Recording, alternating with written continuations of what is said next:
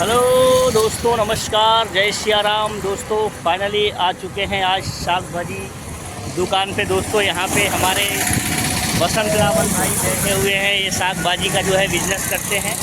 और दोस्तों ये जो है छापरा, उनका कल इधर तूफान आया था और पानी आया था, हवा बहुत तेज़ चल रही थी, उसके कारण इनका जो है खोपड़ा गिर गया है। तो दोस्तों आज सुबह सुबह जो है खड़ा किए हैं, इसके लिए आज यहाँ पे साग भाजी नहीं लगाया है और यहाँ पे लगाया है। चलो भाई बसंत भाई से बात करते हैं कि क्या मामला है। भाई क्या बात है, आप उधर आज साग भाजी नहीं लगाए, इधर लगाए हो भाई?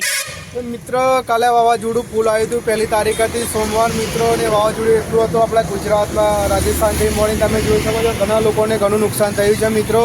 મારું સાપરું પણ પડી ગયું હતું અને હું 11 વાગે આવ્યો તો સાપરું રિપેર કર્યું છે મિત્રો। આટલી ગરમીમાં 43 ડિગ્રી 40 ડિગ્રી તાપમાન હોઈ શકે છે, છતાંય આજે અમારે સાપરું અત્યારે છે ને આજે અમારે જગદીશભાઈની દુકાને મારી લારી લગાવવામાં આવી છે મિત્રો। કાલથી આપણી લારી ત્યાં લાગી જશે। બોલો જય સિયારામ, जय सिया राम, હર હર મહાદેવ। हर हर महादेव।